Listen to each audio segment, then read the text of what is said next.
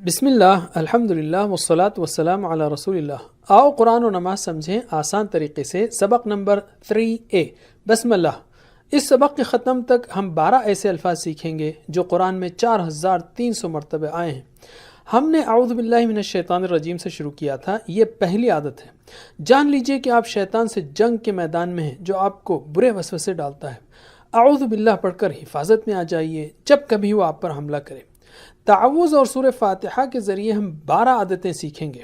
تو اب ہم شروع کرتے ہیں سورہ الفاتحہ جو قرآن کی پہلی سورت ہے، اور یہ اتنی اہم ہے کہ ہمیں اس کو پڑھنے کا حکم دیا گیا ہے ہر دن، ہر نماز میں اور ہر رکعت میں۔ تعوذ اور سورہ فاتحہ کے الفاظ قرآن کریم میں تقریباً 9000 مرتبہ آئے ہیں، ماشاءاللہ۔ بسم اللہ الرحمن الرحیم، یہ آیت بسملہ کہلاتی ہے۔ بی یعنی سے، اسم یعنی نام، بسمی نام سے۔ اسم واحد ہے، اسماء اس کی جمع ہے، جیسے اسماء الحسنہ اللہ کے بہترین نام۔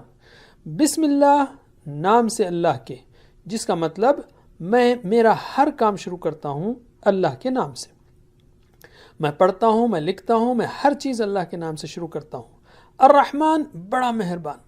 اصل میں عربی زبان میں اس قسم کے الفاظ میں جوش ہوتا ہے، جیسے غضبان شدید غصے والا جو غصے میں پھٹ رہا ہو۔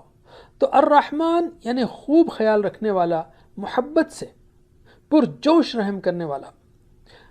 الرحیم رحم کرنے والا۔ اس قسم کے الفاظ تسلسل کو بتاتے ہیں، جیسے جمیل خوبصورت۔ کیا آپ اس کو جمیل کہیں گے جو کل بدصورت تھا؟ تو الرحیم یعنی مسلسل خیال رکھنے والا، محبت کے ساتھ اور مسلسل رحم کرنے والا۔ اللہ تعالی الرحمن الرحیم ہے، یعنی آپ جوش کو تسلسل سے ضرب دیجئے۔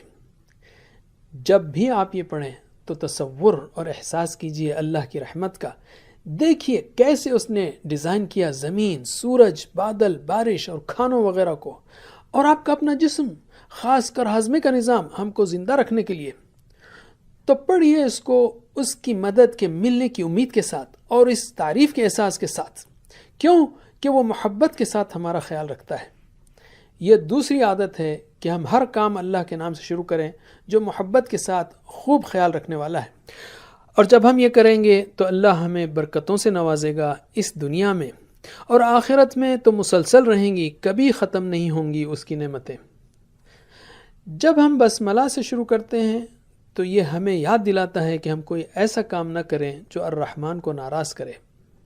الرحمن علم القرآن، الرحمن نے قرآن سکھایا ہے، تو جب بھی ہم قرآن پڑھنا شروع کریں اس کی یہ صفت کو یاد رکھتے ہوئے تو وہ ہماری مدد کرے گا اس کو سیکھنے میں، اور ہمارے دلوں کو کھول دے گا اس کے پیغام کے لیے۔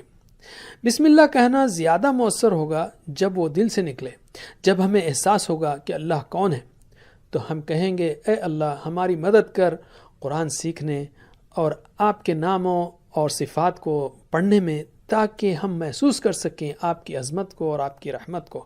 بس اتنا ہی سبق میں، انشاءاللہ آپ سے ملاقات ہوگی سبق 3B میں۔ جزاکم اللہ خیر، والسلام علیکم ورحمۃ اللہ وبرکاتہ۔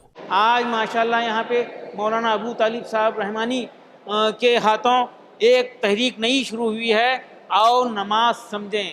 انڈرسٹینڈ قرآن اکیڈمی کے تعاون سے ہر مسجد میں ایک لیپ ٹاپ رکھ رہے ہیں، اور ہر مسجد میں 3 والنٹر ہوں گے۔